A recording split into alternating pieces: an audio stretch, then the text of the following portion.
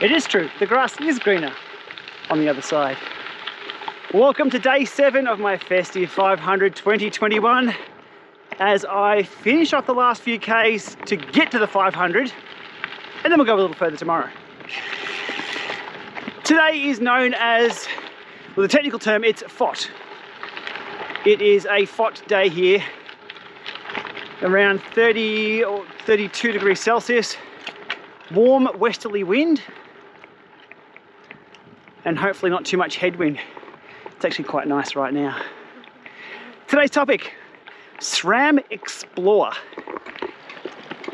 Not my bike. I'm on Von's Aspero, which we upgraded to SRAM XPLR, spelt XPLR, but said Explore. Oh, why do I keep talking up hills? Did the upgrade a few weeks ago. After setting Von up with a rival axis group set in a 1-bike configuration, the 40 up the front and 36 up the back, a bit too big for some of the hills we were climbing. So we sorted a SRAM XPLR upgrade. Thank you to SRAM for sending that over for evaluation. We will evaluate it quite extensively, as I'm getting sweat out of my eyes. One sec. Oh, always happens on FOT days. So it's a RED XPLR rear derailleur and a 1044 on the back. XPLR isn't a full group set. XPLR is just the rear derailleur and cassette. Do I have my front camera on again? Let's see. Can't be losing any of that footage. So it's matched with the rival axis levers we had on the bike all along, which is why I have to keep leaning down to change gears. I don't have any satellite shifters on this. Stay tuned for that though. So today's ride, it's my experience with Von's bike with the better gearing. I did a ride when we first put the rival group set on and I did find it a bit heavy. Hey fly, get off! It's my lens. Did a ride myself with it and I used SRAM AXS Web to evaluate one lap of a course on Von's bike versus one lap on my bike that has a 42-52 with the Eagle setup, the mullet. And yeah, Von's gearing wasn't suitable for the hills that we've got around here. So let's jump to the Lama lab and nerd out on some gear ratios so you kind of know ballpark what I'm talking about. Here's all those details now because I can't remember the numbers out here. Okay, over here on bikecalc.com, I've put in the values of the easiest gears as it relates to my setup and Von's setup, or Von's setups that she's had for gearing. So on my bike, I run a 42 cog on the front and a big 52 on the back, giving me a 0.81 gear ratio, so lower than 1-to-1 gear ratio. Von's original setup, which was a 40-36, gave her a 1.11 gear ratio, which was still a little bit too hard to push up some of the very, very steep hills. Moving to Explore, gave Von a 0.91 ratio, so a 40-44, bringing her below the 1-to-1 ratio. Still a little bit too hard to push, and still not quite anywhere near the Eagle setup that I have down here. Now switching Von to a 38 cog on the front, that brings her to a 0.86 gear ratio, which is much spinnier and really isn't too far off what I'm pushing on the 52 or the 50 that I have on the back with the 650Bs. So that's the gearing ratio. It's very close to an Eagle setup. But the problem is when you start changing front rings, you do lose that top end speed. When you change the cassette from a 1036 to a 1044, you get more jumps between gears. That's okay. But changing the front chain rings, obviously you can't go to a 9 or an 8 tooth on the back to compensate for that. So do lose a bit of top end speed. Haven't had a problem with this. I was cruising at about 35 to 40 k's an hour just before with a tailwind in the 3810. Flies.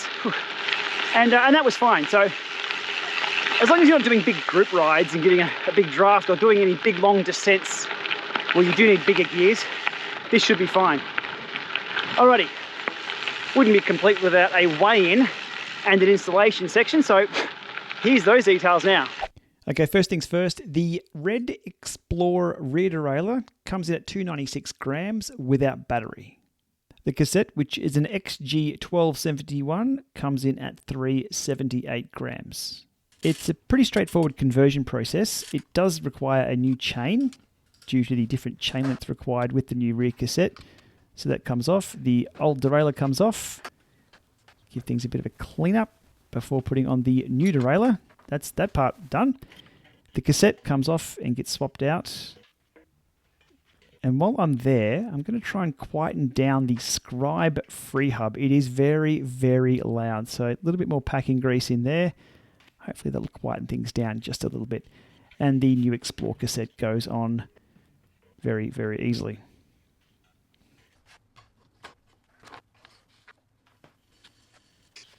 All right, new chain out, flat top, sized up correctly, marked, cut, and installed. Next up, battery installed. And because the rear derailleur is the master, we do need to repair everything. So press and hold, press and hold, press and hold. That's all it takes to pair the three components to this setup. Okay, and a few final tune-ups to make sure everything is smooth. Limit screws are set.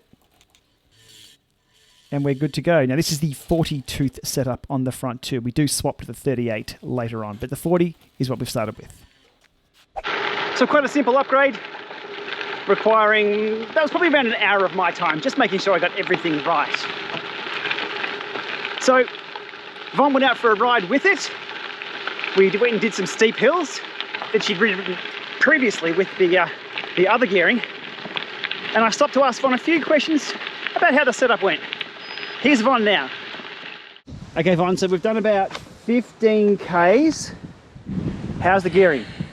15 Ks of up. Yeah, it was a really good test of the different gearing. Everything else was the same on the bike. We changed the rear derailleur and cassette, and that's what I noticed. The other thing that we did make a change to was my head unit as well, to show you the gear ratio and where I had more gears to play with. So here was the visualization I really liked, where I didn't have to remember what number combo. Handy in one by, so you know, like, that's all you've got. That's all the gears you've got. That one Christmas tree, I guess, of ratios. In a 2x, you have to look at the front ring first, and then your second set of gears. On the 1x, it's really handy to have that, isn't it? Yeah, I really enjoyed that today. So oh, good. We had a few testing hills that I normally descend, so we took them in reverse. It was fantastic. Awesome. And the wheels, they're a little quieter, or the rear hub? Unbelievably so. Yeah. I think I said earlier that I'm no longer scaring the wildlife as we go past. And it was really also noticeable in traffic as well. So that was really nice. Okay, but you need one of these on the bike. What's that? Yes, so instead of using my loud noisy gears to alert people I'm coming, I can use an appropriate dinging device. All right, well, Von, I'm off this way. Yeah. You're off this way. Yes. So I'll see you later. Definitely. Good riding. Cheers. So that was Von's take on things before we switched to a 38 on the front. So she was happy, but now she's happier. And me so far, I'm ticking along. A little bit too slow though, I'm getting flies everywhere. Okay, today's ride, the flat sections that we're taking over now, heading to Creswick Forest, and then we might drop past that medieval castle that I spoke of the other day. That'll be later in the video. But as I try and keep this one short today, let's get stuck into these Ks and I'll be back soon.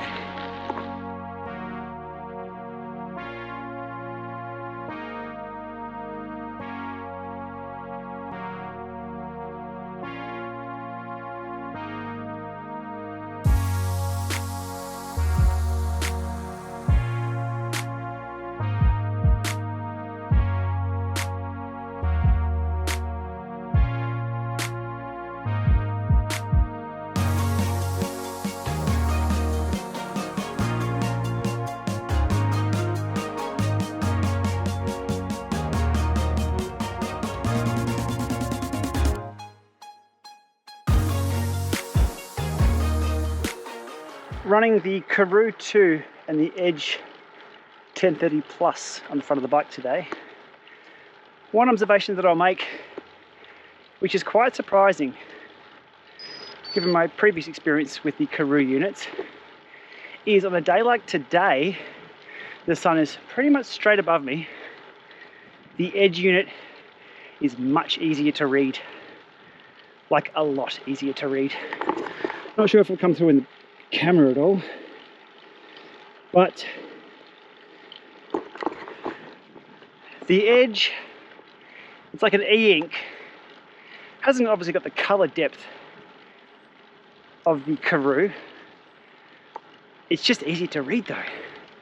The Karoo in low light, or when the sun isn't straight above, is brilliant. One of the best screens, but quite surprising that it's not the best screen in these conditions. Though these conditions aren't the norm. This is high summer and it's hot. All right, here we head into the forest now, and I am about 10 k's off my Festive 500. Whew. It's a little uncomfortable at the moment, but the forest is always a little cooler with the shade. So I wouldn't recommend taking a bath in that. Yeah.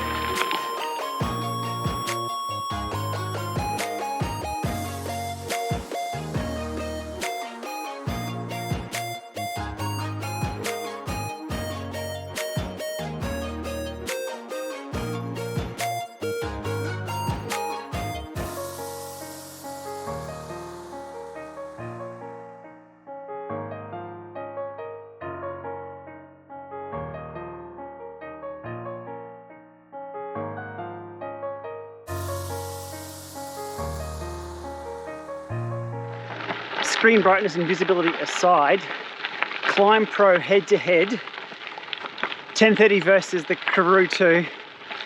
Oh, Garmin, you've got a little bit of catching up to do. The climber function on the Karoo is just brilliant. Might be difficult to see on camera, but down here, it's so much more detailed.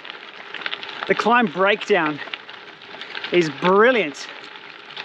Look, Garmin have done well, but they need to work on version 2, I think, because the Karoo, you win this round, you win. Okay, as I tick over 1 hour 22, 32 kilometers, that's it, that's my 500 done, 7 days. It's been a bit of fun. It's been a bit of work. Wheels sucked, 0. Actually, I tell a lie. I did a small stint on Zwift with the Cocoa Bunch on Christmas Day. So, I can't claim it was all solo. Outdoors it was all solo though. However, I do have to thank everybody for viewing these videos. They're not over yet, but I just want to thank everyone. They're a bit different to my norm. I'm just presenting products in front of a green screen or riding around doing Lama lab tests. These allow me to get out, get my own kilometers in, spend time with the fam, and do some quicker edits than normal. My normal videos take, a lot of them, a few weeks of data collection and prep, and at least 2 days of video production. These are done in an evening, and they've been heaps of fun. So that's the 500. Woohoo! Bit of climbing to go, and I promised you a castle, didn't I? So we'll have to find that soon. Anyhow, pretty stoked with that. Feeling pretty good in the legs. About half down on my drink bottles. And, oh, back to the equipment, the gearing. Up some steep sections back there, got another one coming up just here. I think the 38 matched with a 1044 on the back is pretty much as close as you're going to get. to a nice balance of gear ratios without going to the Eagle setup. And that's some first-hand experience right there. I do miss the satellite shifters, but do stay tuned to the channel about how we're going to rig some satellite shifters up to Von's bike that I'm on today.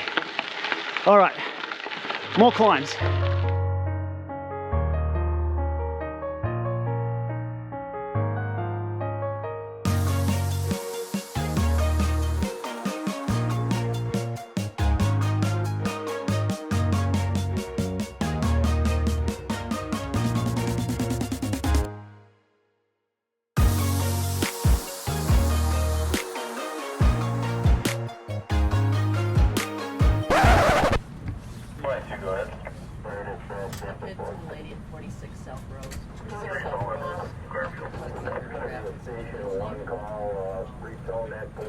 Now I did promise you a medieval castle here in Ballarat. Unfortunately there's a festival of doof or something on today. Lots of police too. I've been told not to speed down the hill. Best I can give you the shot of Crow Castle is right there. Apparently I need some ecstasy tablets or something to get in the gate. It's the secret handshake. I can't speak too loud though. The police are back there. Anyhow, I guess if you're a techno Viking, here's the place to be. It was going to be more of a spectacular reveal of the medieval castle. You can actually ride right up to the gate. Once the doof's over, we'll come back another day and I'll show you the real Crow Castle. Actually, I can B-roll some of it right here. That's not very exciting though. All right, we are 45 k's in, 2 hours. It's time to head home and get some more drink. All right, let's go. Have a good day, guys.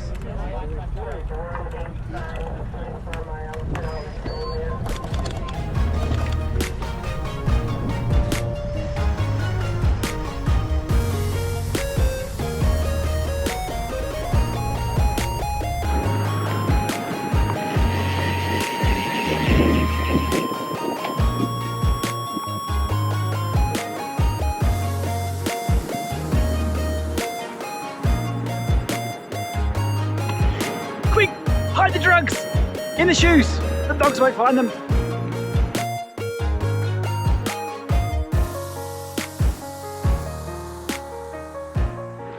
Lots of interesting characters there going to the music festival. But it got me thinking. I was looking at their dress-ups, costumes, attire, and thinking, well, it's a bit different, isn't it? But here's some perspective. I'm in skin-tight, bright blue clothing with a hard hat at the exact same place as they are. We're not so different, are we?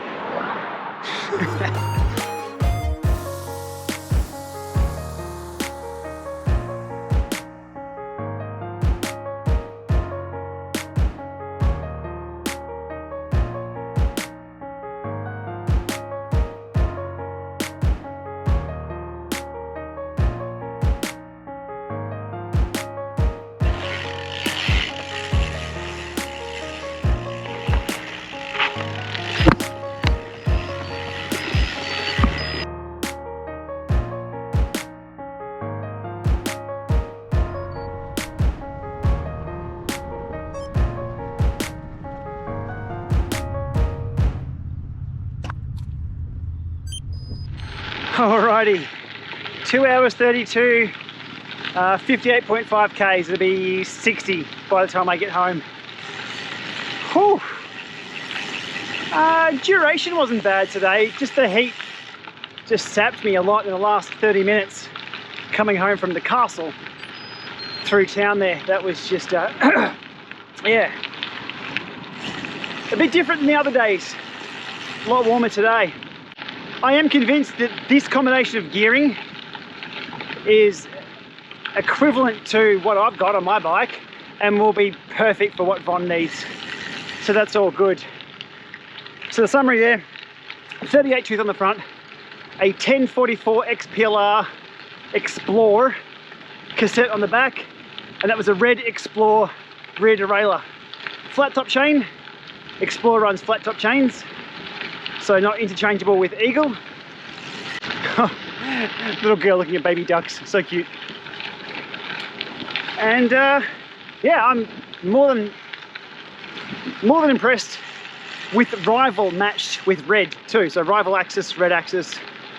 The speed of changes is super crisp. It's a 1x, so nothing much can go wrong. And as long as you have the B tension set correctly, or the B tension screw, then the changes are just as fast as my Red and Eagle setup. All right, time for an icy pole or an ice cream, and we'll set and reset for tomorrow. Final day, day 8 coming up, which is, we're into bonus Ks now. Or do I just cancel out the virtual Ks that I did and make sure they were all done outdoors? That sounds like a plan. So with that, thanks for watching, and we'll see you tomorrow.